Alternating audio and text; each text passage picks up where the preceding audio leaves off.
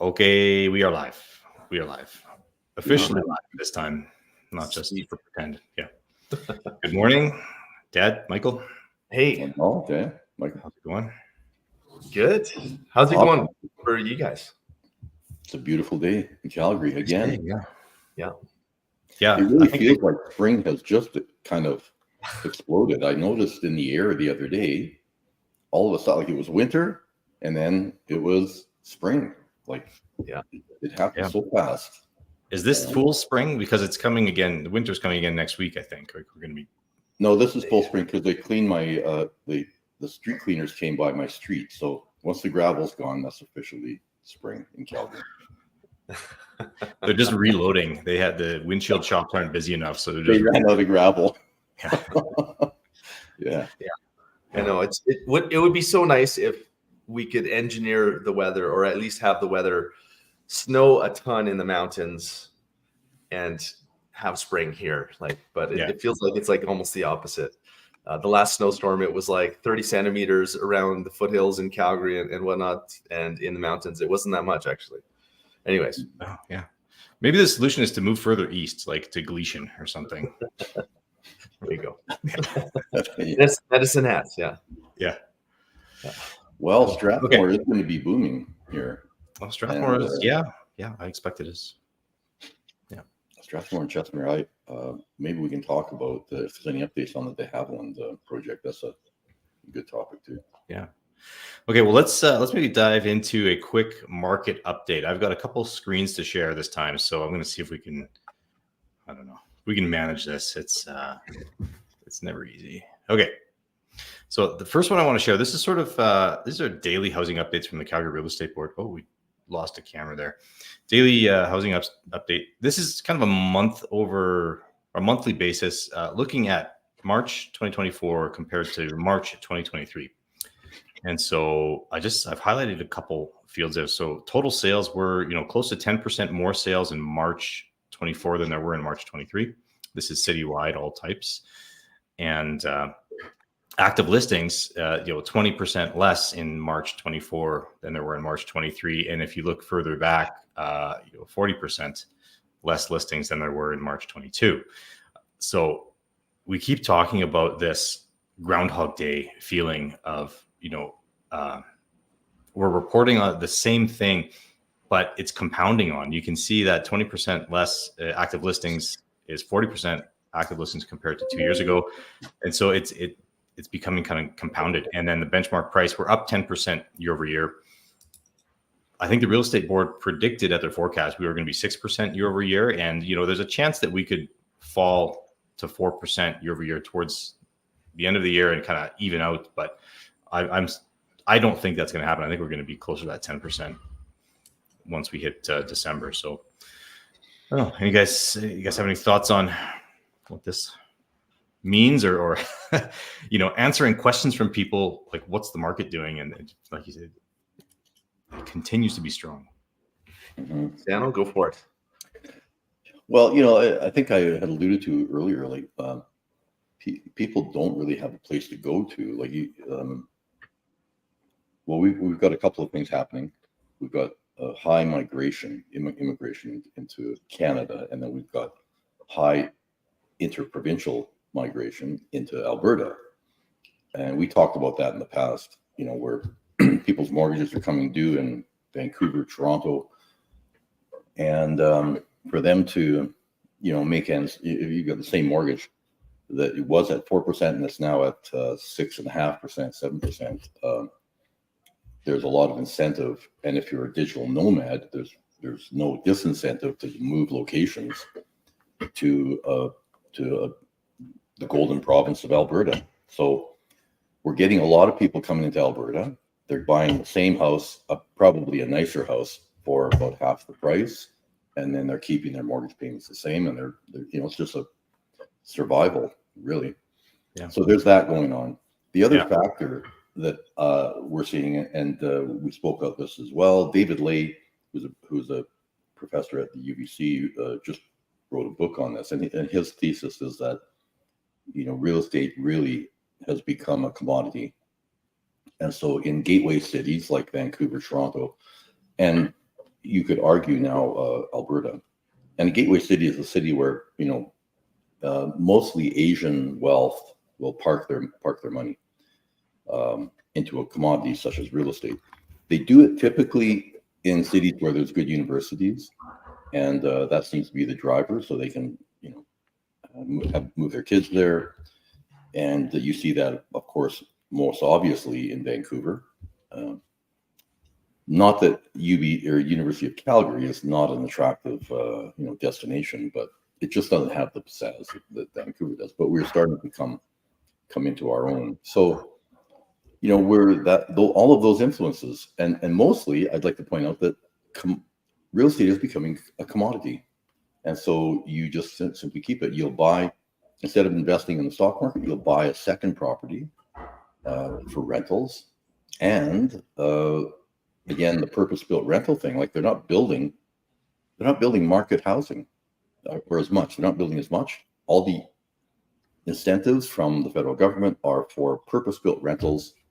Those are owned by larger corporations. They rent them out, and so there's less available to purchase on the market. Sorry to interrupt, Sam. No, I'd like your opinion on that. Well, actually, I've got a question and comment. Yesterday, the federal government, yesterday or the day before, announced the 30-year mortgage for new buyers for new builds. Is that going to have, what effect is that going to have on the market, do you think? I'm curious. I haven't delved into that, but I'm curious to what extent the pre-qualification measures have changed. And so I think the pre-qual measures have to change significantly, to allow more people to qualify for more, first of all. But certainly, I mean, we've gone through this in the past. When people, if that's only for new home purchases, I think that's probably a good thing, because what happens and the failing of most homeowners is that your mortgage is a 5-year mortgage, and on the 5th year you go to renew it. What do people do? They'll renew it on a 25-year AM, and so you can see it's kind of an endlessly amortized mortgage, because the payment is lower, of course, on 25-year AM. So they do it again out of necessity. But whereas they should, the best strategy is to reduce your, do a forced savings plan, pay a couple $100 more than you think you could afford, and reduce your amortization to maybe 20 years or 15 years, and save literally hundreds of thousands of dollars over the course of your mortgage. So I don't think a 30-year AM helps people get into the market. It doesn't help homeowners in the end. I think that they should be reducing their amortization. That's a prudent thing to do. That's a good question, Michael. Regarding my comments about the overall market, where things are at. I mean, I'm still just shocked at how few listings are on the market. How down they are compared to 2 years ago. 40% down from 2 years ago, which is amazing. At the same time, I can understand why. There's a number of reasons. Sellers. Pardon me? As we kind of live this day in, day out, it's been a gradual change, and we've been sensing it and feeling it for a long time. But I think that new buyers coming into the market, it's a bit of a shock to really understand what is happening. And on the screen here, I've got this is year over year, 2023 compared to 2024 year to date, 20% more sales this year than there were last year, and days on market has come down 20%. So average days on market 25. So I mean, that is just that's a fast market. So I'll take that off. But to your point, buyers can be in a bit of shock when they really get into it. Yeah. And not to get into the politics too much. But I do want to make a comment. When the federal government opened, kind of really increased the levels of immigration, which I think immigration is important. It has to replace aging boomers and kind of resupply the productive tax paying base. at the same time, like when they open the floodgates, quite wide, and don't anticipate all of the kind of knock-on domino effects, it creates issues. And I think that I wish the federal government, and well, frankly, all levels of government, were a little bit more attuned to anticipating these things, because I think that these are now implementations or policies that, from whichever level of government, municipal. I don't see a lot of activity from the provincial government, but I see it at the municipal level and at the federal level. But these are measures that are, I don't want to say it's too late. It's not too late, but it is late in the game for them to be putting in these measures, and so they're playing catch up. Well, Michael, you're quite right. Like they need to solve the source of the problem, which you pointed to, and what we need to be doing is have more selective immigration. We need to be replacing, like what we need is doctors. We need tradespeople. That's what we have a shortage of. So we can't in Calgary, for example, or in Alberta, I should say. But in the Calgary area, we've never had more than 19,000 roughly starts per year. So for to have this fantasy that we're going to catch up to a requirement of 60,000 starts is really a fantasy. Like we have, it points to the fact that we have a supply chain issue and a labor issue that we only have a capacity for so many new builds. Yeah. We've never in the history of Calgary built more than 19,000 odd new homes, had that many new starts. Yeah. So it's a fantasy to think that we're going to do more. So the problem is at the number of people coming into town, and the solution that they're pointing to, it doesn't seem to address it properly. Yeah, I think one solution that I guess I said that the provincial government is not doing anything. They are now taking action in a positive way on really promoting trades, and that's actually that's a nice step, because that is part of the solution, is to channel more youth into the trades. And that's from a long-term employment standpoint, I mean, AI is not going to take away trades jobs, and and all of these technologies are not going to take away trades jobs. We're desperate for those trades people, and so that's one nice thing to see, that is helping. There's some other nice things, but I just want to point out one policy that is being implemented at the provincial level that's pretty good. Yeah, good point. We do need them, and we need doctors. Like try and get a doctor these days. Yeah. They're not taking on new patients, and it's a little scary for somebody who's had a doctor all their life. They've retired or passed on or whatever, and you can't find a new healthcare practitioner to support you. Yeah, because of the huge demand. So. Okay. Well, let's wrap up that topic and maybe move on to something else here. Something that is we've been kind of looking at lately is multifamily financing, and had a really great brokers step up and assist on a deal in the last month or so. And multifamily financing, typically anything more than 4 units is considered in this commercial realm. It requires a little bit more rigor, I guess, on the bank's side. Oftentimes, they're looking for audited financials. They're looking for environmental reports. They're looking for structural reports, engineering, things that wouldn't be typical on a residential mortgage, for example. And so there is this sweet spot that we've just found that RBC has an offer for buildings up to 6 units. They consider kind of within their residential category. And so they can finance them like a duplex, like a 4-plex, up to a 6-plex, and really reduce the timeline and overhead for getting into a small multifamily building. And so that is a product that is relatively new. I think it's been around for a couple of years, but it's kind of been maybe not heavily advertised. So something that was great, and it kind of came to save the day of a deal that looked like the financing wasn't going to be available. So yeah, what are the rates like on that, Dan? Did you They're That's they're residential rates. They're like 5.1 roughly. yeah, and that's huge. I know oftentimes like the strategy is typically, take out a line of credit on whatever, residential property you have, kind of max that out, use that to purchase the property. And by the way, this is a strategy that we've recommended for people buying, anything commercial or rental properties. Buy the property cash and then refinance it, but try and refinance it as a personal, as a residential mortgage, because the differential in rates is so much higher in commercial, sometimes for no good reason. So that's really a good program. It sounds like. I haven't delved into it really in detail, but yeah, I know it saved the day a few weeks ago. Yeah.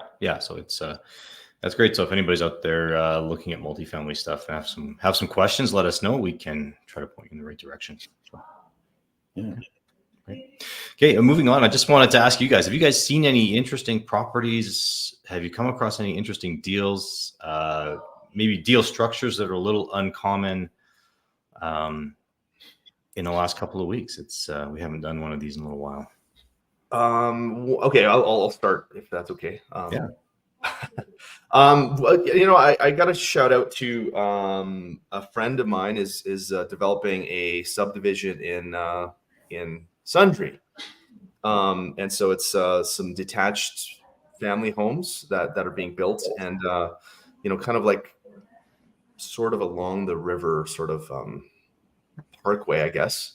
And so if anyone is interested in moving out of Calgary into a quasi bedroom community about an hour away, Sundre, like actually reach out to me.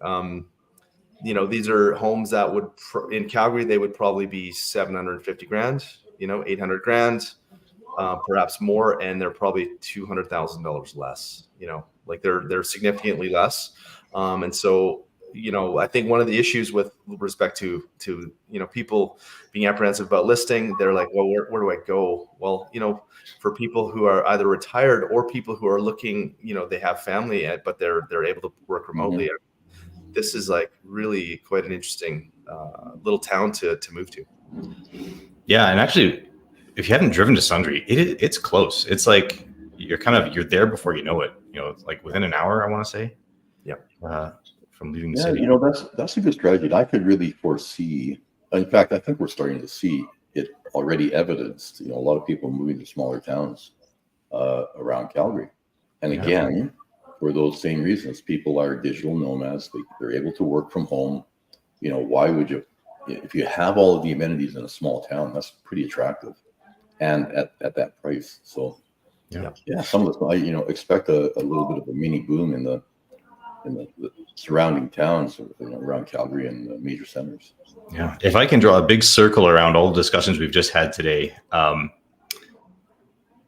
if you want to commoditize some homes, the MLI Select multifamily financing product is typically used for apartment buildings. It can be used for a number of similar type adjacent detached homes. If somebody wanted to, apply the same formula to 10 detached homes side by side in a place like Sundre, you could use the MLI Select program from CMHC to buy and rent those out. Yeah. Have you used that, Daniel? Have you witnessed that? I haven't seen it yet, but a broker that is doing a lot of this financing sort of uncovered that and said, it's, people are starting to go down that road. So that's cool. Yeah. That's very cool. That's very cool. Yeah. Which, I don't know, is that good? Coming back to your point about real estate being commoditized and just being a place to put money rather than, I don't know if that helps the housing problem or not at the moment. Well, it doesn't help the housing problem, but I'm thinking of a project that we were party to in Terrace, where you could get a guaranteed several year lease from some of the larger oil companies at generating an 8 cap, And if you could buy, and these things, they're manufactured as a subdivision of them. You could buy them. You could buy 20 of them. And if you could get in at MLI select rates of 4.8, call it, there's like a 3.2% positive, gap, positive leverage, if you will, arbitrage in that formula. Yeah. So yeah. So it's an interesting component to add to that discussion of investment housing. Mhm. Yeah. Anyway, good point. Yeah. One interesting property I want to mention, I just saw this come up. It's on about 20th Avenue and 19th Street. It's a property that's suited, but what it looks like is an old bungalow where they've added a second story, and the second story is the suite.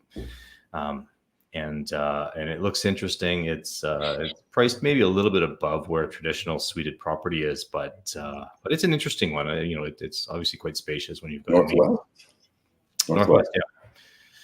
Yeah. I know that property. I think, yeah. Your grandmother knew the gentleman that owned that at one time. Okay. So anyway, yeah, it just came to market the other day, and I thought that's an interesting configuration for a suite, and one we don't often see with those like 50s bungalows. It's usually older properties that have the upstairs suite. Yeah. Yeah. Very cool. Yeah. What else is on the hit list? On the hit list, well, in the past we've done this personal project update, so I just thought maybe it's time to circle around and see anybody have an update on a new personal project that they're taking on. Springtime is here, and that seems to be new project time. Well, I'll kick off that one. I mean, I've got spring fever. I'm itching to get outside and do some stuff. So I think I have a courtyard, and we're screening it in this year, which would be very cool. So we can sit out there and without the mosquitoes, and have a dinner and open up the house in that sense. And I think, in addition to that, I think I'm going to put a hot tub area down there. So, because of course, hot tub area, who doesn't want a hot tub, right? And I'm not endorsing this as a good measure or to get a good return on. Believe me, I think it's the most foolish thing you could do, but I'm going to do it. Yeah. So nice. That's good. Yeah, that's a good idea. So what, like a eight person, 6 person, like what? Whatever I can find that's reasonable. Yeah, I haven't decided that. Good. What about you, Michael? Well, I mean, some of the personal projects that I take on are typically at our ranch west of the city. And so, it's out of necessity, to be honest, to learn how to use a chainsaw and learn how to drive a tractor. So I have to plow our road. It's kind of our driveway, but it's a 2-kilometer long driveway, but I end up doing the neighbors. And so it ends up being about 12 kilometers of driving when I'm plowing. And so I do that through the winter. And so I've got to do a little bit of tractor maintenance, actually. So I've got to call up a friend who actually knows what they're doing, because I'm an amateur. And on the chainsaw front, I probably will be getting out there to chop up some firewood, and we've got a few trees on the horizon that we just want to take down to have a better view. We've got a lot of trees, so I don't like cutting down live trees, but got to cut down a few of them just to improve the view. We've got a mountain view. So that's something that we're going to be working on. And for the first time in probably 11 or 12 years, I think we're likely going to actually have some cows and cattle grazing in the pasture. So we're just in the process of working out an arrangement with some ranchers to have about 50 cow-calf pairs grazing. So that is interesting and new. And I don't want to call it a personal project, but it's a kind of a fun one. I won't be really participating in it other than, maybe helping them fix a fence here and there.